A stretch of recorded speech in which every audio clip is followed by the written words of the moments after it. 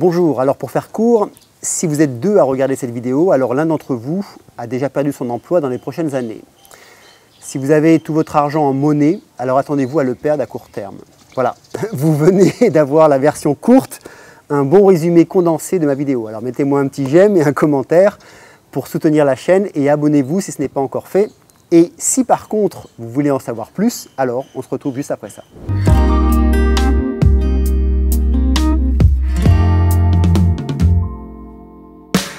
En janvier 2017, je suis parti en Floride pour assister à un énième séminaire d'Anthony Robbins qui a duré 5 jours. Et le séminaire portait sur les manières de maintenir son entreprise toujours en bonne santé financière, mais surtout d'anticiper les crises. C'était la 3e fois que j'assistais à ce genre de séminaire et nous étions à l'époque plus de 2000 personnes. Et durant ces 5 jours, mais aussi les nuits, car on finissait à minuit, nous avons rencontré Scott Klosowski, spécialisé dans les nouvelles technologies liées au futur du business, une sorte de, je ne sais pas, on pourrait dire de biz-techno-futurologue, si ça existe. Voilà. Et si vous voulez, il y a déjà plus de 3 ans, Scott nous avait parlé en fait de l'importance de bien choisir son métier ou d'anticiper à faire des changements des plus importants dès maintenant, car 50% des métiers allaient disparaître ou allaient être remplacés d'ici 2035, principalement dû à l'automatisation et puis bien sûr l'entrée en puissance des intelligences augmentées, de la robotique et des ordinateurs quantiques. Et suite à ce séminaire, j'ai du coup approfondi la question et j'ai moi-même fait des changements radicaux dans mes activités professionnelles en me séparant des entreprises à risque et en transformant ma ligne directive de Seuil Neumann, une de mes entreprises actuelles de formation. À cela, j'en ai fait des conférences, des webconférences et bien sûr introduit ces points clés dans toutes mes formations et dans mes séminaires. Alors, avant de vous parler de la fin de la monnaie, telle qu'on la connaît, et des risques pour chacun de perdre tout son argent, regardons d'abord ensemble les métiers qui vont disparaître. Alors prenez quand même en compte que je n'ai pas la liste exacte et qu'ils ne vont pas disparaître aussi non plus du jour au lendemain. D'ailleurs, plusieurs d'entre eux sont déjà dans le processus à l'heure où je fais cette vidéo. Vous pouvez aussi, par contre, si vous le voulez, agrémenter ma liste pour permettre d'aider ceux qui vont regarder cette vidéo en mettant dans les commentaires les métiers ou les autres métiers que je ne parlerai pas ici par exemple. Tout d'abord, prenez en considération que tous les métiers vont être touchés d'une manière ou d'une autre et que si vous ne faites pas les changements de manière digitale appropriée dès maintenant, ben vous allez en souffrir rapidement.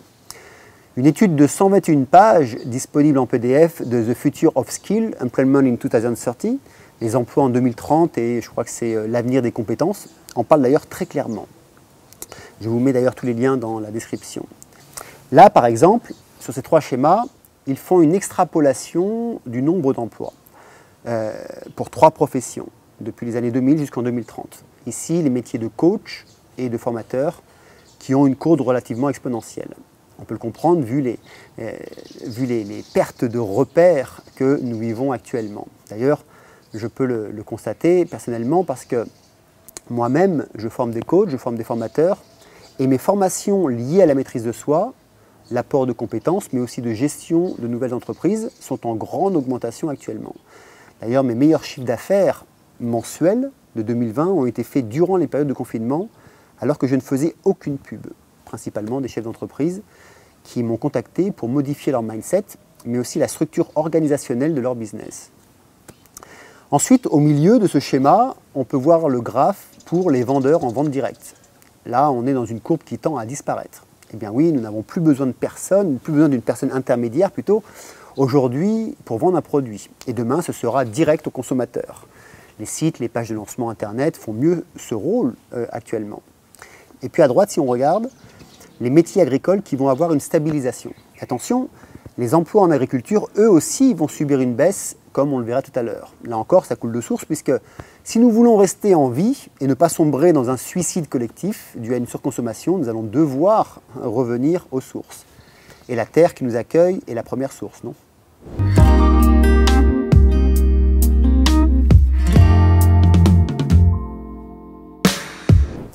En premier, tous les assistants juridiques, pour à peu près 98%, ce sont les avocats, ce sont les juges. Il faut comprendre que la justice des hommes est une justice catégorisée, c'est-à-dire qui se réfère à des textes de loi.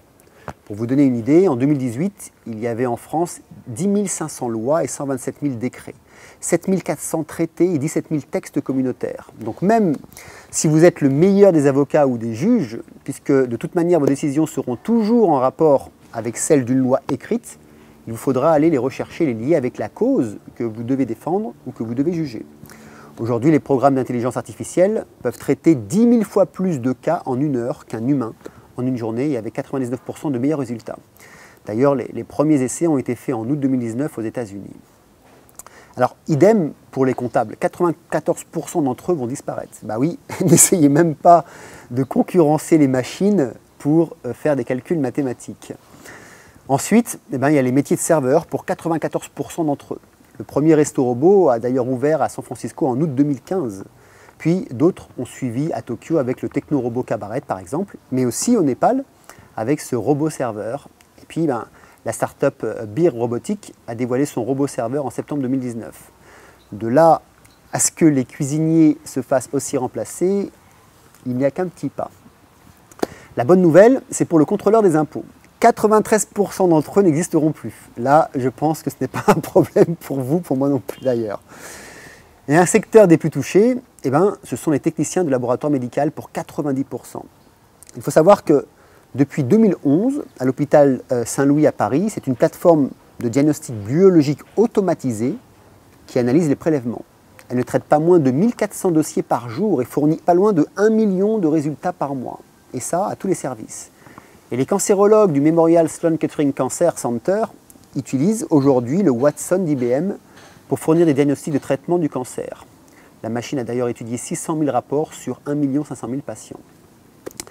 Et puis, dans la même lignée, 90% des assistants en ressources humaines vont disparaître. Et d'après le BRH, qui est le baromètre des ressources humaines, 33% des entreprises sont équipées d'un système d'information de gestion des ressources humaines. Ça s'appelle le SIRH. C'est soit un logiciel de gestion automatisé de certaines tâches administratives, comme par exemple la paie, les congés, les promotions. L'informatisation des ressources humaines est donc en marche, et puis je dirais que ce n'est que le début. Et suite à l'étude de 2 chercheurs de l'Université du Minnesota, c'est Nathan Kunsel et Dennis Owens, leur analyse de 17 études d'évaluation de candidats révèle qu'une simple équation surpasse de moins 25% les décisions humaines. Alors pour vous donner une autre liste rapide, vous avez aussi les facteurs qui vont disparaître, les livreurs de courrier et autres petites livraisons, il suffit d'ailleurs de penser aux drones livreurs d'Amazon, les couturières d'usine, les cuisiniers de fast-food, mais ça, à la limite, on s'en fout car on ne mange pas de junk food, n'est-ce pas? Ensuite, il y a aussi les travailleurs agricoles, comme les cueilleurs, les trieurs, les emballeurs, les employés qui rentrent des données, les vendeurs en porte-à-porte, et puis aussi les vendeurs de rue. Vous vous rappelez les kiosques à journaux, par exemple? Il y a aussi les assembleurs électriques et électroniques. De manière générale, il faut comprendre que tout ce qui touche à la précision va disparaître. Les secrétaires, les assistantes, les techniciens de presse, de métiers de triage, les banquiers, qui d'ailleurs n'ont presque plus de bureau d'accueil clientèle, les chirurgiens aussi, déjà la plupart font appel à des machines de précision pour faire leur chirurgie. Et puis les métiers que vous devez absolument éviter ou penser à changer, ce sont par exemple les agences de voyage, les broadcasters en télévision et en radio. Pour eux, en 2025, ça sera de l'histoire ancienne, d'après Work and Monies.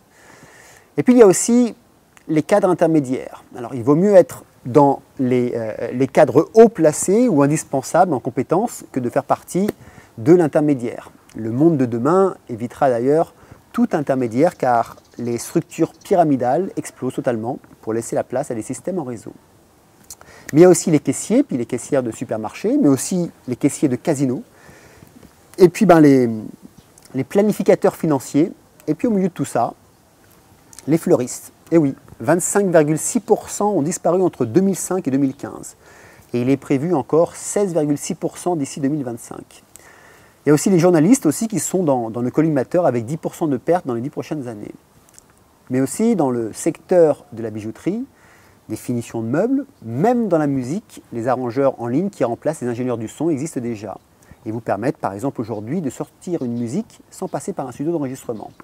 Comme avec l'ANDR.com, eh bien oui, si vous voulez, les ingénieurs du son sont dispo 24/24, 7 jours sur 7.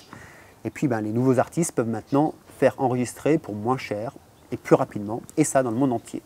jusqu'à ce que, bien sûr, les musiciens soient remplacés aussi. Puis il y a aussi 48% de tous les autres métiers qui vont être touchés, même le boulanger, le fabricant de maison, le poseur de carrelage, le maçon. Bref, personne n'échappera à cette vague d'automatisation et de robotisation. Moi le premier, et depuis déjà plusieurs années, j'ai dû m'adapter pour anticiper demain et changer même aussi mes lignes directives d'enseignement, puisque dans mon métier, des machines le font déjà.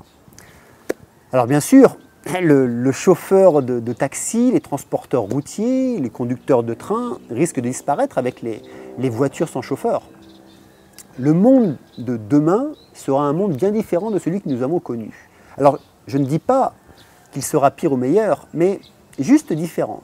Ce qui le rendra pire ou meilleur, ce sera uniquement la manière dont nous allons utiliser cette technologie. Car il y a des innovations qui ont du sens, comme par exemple cette ferme flottante à Rotterdam pour faire face au réchauffement climatique. Et aussi, il y a aussi le live straw, la paille qui filtre l'eau pour la rendre potable.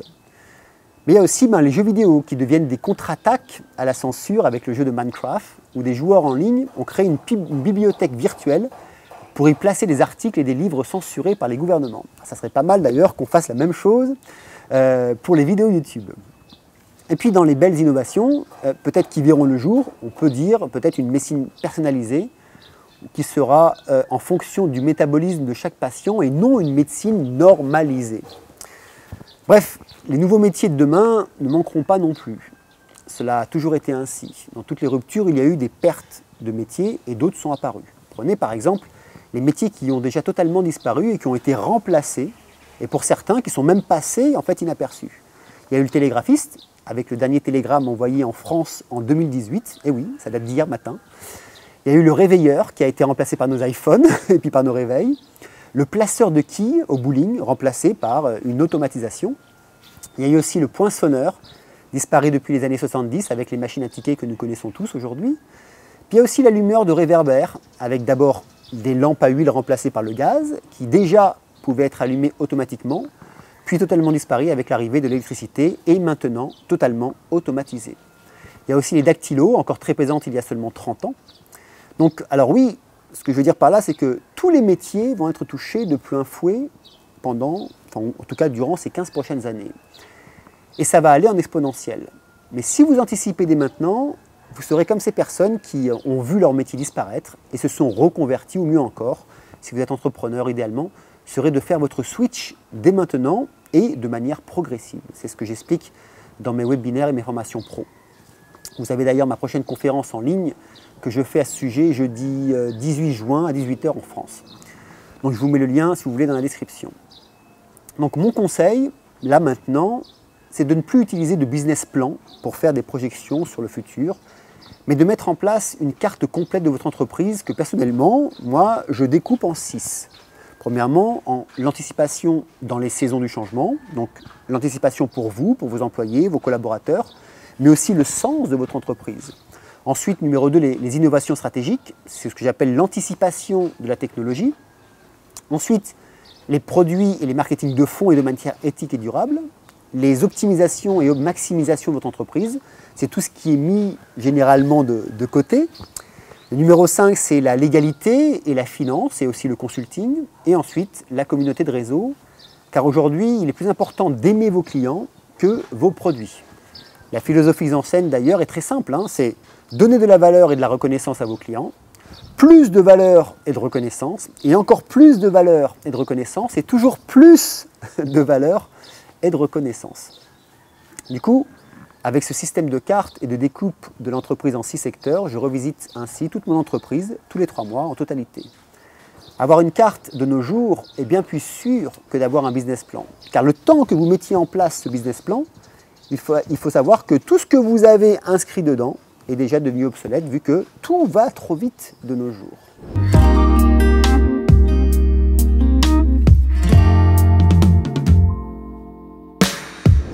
Alors maintenant, venons-en à la monnaie. Je ne sais pas si vous avez vu passer en 2018 cette chronique d'Agora qui expliquait que le grand reset monétaire mondial s'était déjà produit et que la nouvelle monnaie mondiale est adossée à l'or. Alors peut-être que pour certains c'est passé inaperçu, mais ce n'est pas une annonce anodine. En janvier 2020, donc hier, dans Or.fr, ils annonçaient que le reset monétaire a commencé. Vous avez d'ailleurs deux experts en métaux précieux, c'est Ronald Stoffels et Egon von Greyerz, alors excusez-moi pour l'accent, qui dans leur interview partagent leur point de vue sur la manière de faire face aux risques baissiers et leur implication dans l'économie mondiale. Les points clés à retenir de cette discussion sont ceux-là, écoutez bien. La fin de partie a commencé par des conséquences désastreuses pour les actions, l'immobilier, les dettes et la politique. Les banques centrales sont en mode panique et elles achètent de l'or pour se préparer à un nouveau système monétaire. Les banques européennes sont totalement en faillite. L'hélicoptère monétaire et la MMT sont garantis. Une énorme ruée vers l'or est sur le point de commencer lorsque ça fera la une dans les journaux. Donc vous comprenez qu'il est essentiel de se préparer financièrement et psychologiquement pour affronter la prochaine crise.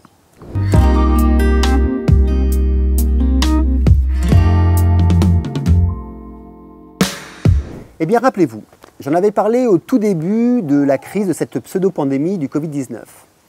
Il y a 3 mois, j'avais annoncé que ce jeu médiatique servait principalement à justifier les erreurs et les actions criminelles des organismes financiers, puisque la problématique économique maintenant est sur le dos du Covid-19.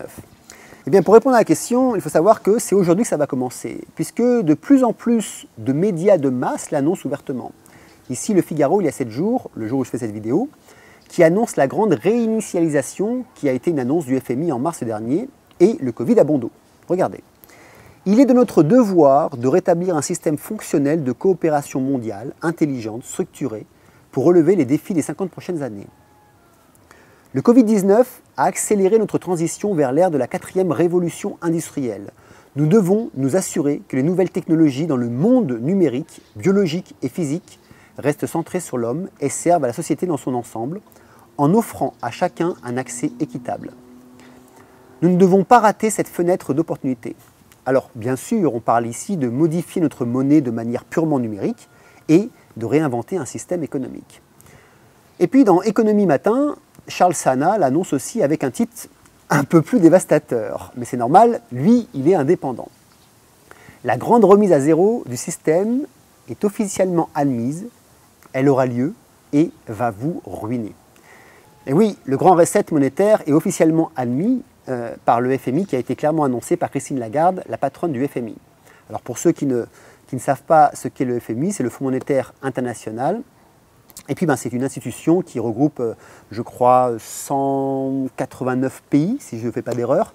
Et leur but, c'est quoi? C'est de promouvoir la coopération monétaire internationale et garantir la stabilité financière. Alors il faut comprendre qu'avec 189 pays, le FMI a un poids important aussi bien sur les décisions politiques qu'économiques par rapport à notre monde.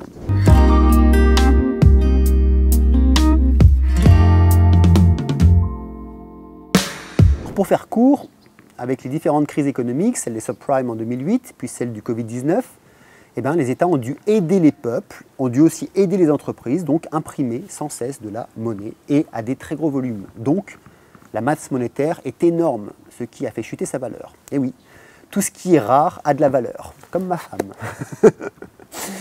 Mais dès que cette rareté n'existe plus, alors sa valeur diminue. Eh bien, dites-vous que l'argent aujourd'hui n'a plus de valeur.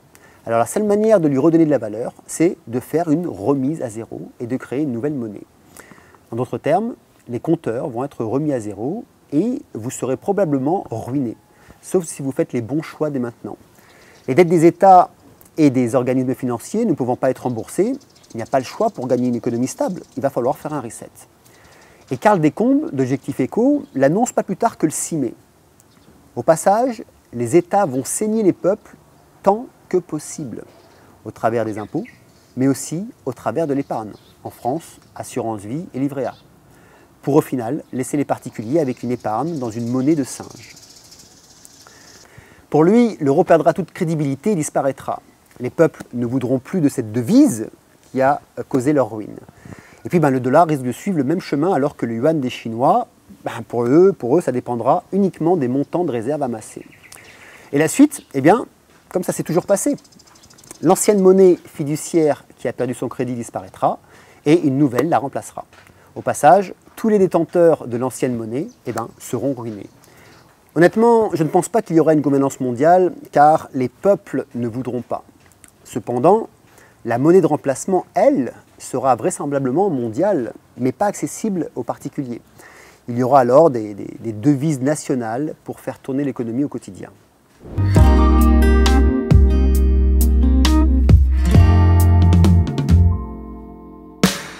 Pour votre argent, eh bien, il n'y a pas 10 000 chemins. Préférez l'or et la terre pour vos investissements. Évitez de conserver de grosses sommes d'argent sur vos comptes en banque, ou aussi sur vos placements. Vous pouvez aussi, par exemple, investir dans des entreprises technologiques éthiques, puisque l'avenir prend appui sur la technologie. Une autre source d'investissement, ce sont les entreprises de communication. Nous l'avons bien vu, avec l'arrêt mondial de l'économie, Internet et la téléphonie, eux, ne se sont pas écroulés. Bref, préférez les investissements sur la durée plutôt que de vouloir faire un profit rapidement. Et bien sûr, préparez-vous psychologiquement, formez-vous, entrez dans l'action. Ne faites pas cas de tous les vampires d'ambition qui vont être autour de vous, et puis restez à l'écoute. Et puis du coup maintenant, pour votre métier, il est indispensable de regarder tout ce qui peut être automatisé et remplacé dans les 10 prochaines années. En d'autres termes, tout ce qui va devenir inutile, de le supprimer dès maintenant. La BBC d'ailleurs a mis un petit logiciel accessible gratuitement, ici je vais vous faire voir, qui vous permet de regarder le pourcentage que votre métier a de se faire remplacer par un robot dans les 15 prochaines années. Ça m'a l'air actualisé car si on tape ici comptable, on arrive à 96% remplacé par des robots. Et si on tape barman, on arrive à 77%. Voilà, donc vous avez aussi le lien en description si vous voulez vous amuser. Alors ensuite, pour votre business, ou bien pensez à la reconversion, ou alors changer totalement de management de votre entreprise en passant du mode pyramidal au mode réseau et à des plans à court terme, moyen et à long terme au système de cartes.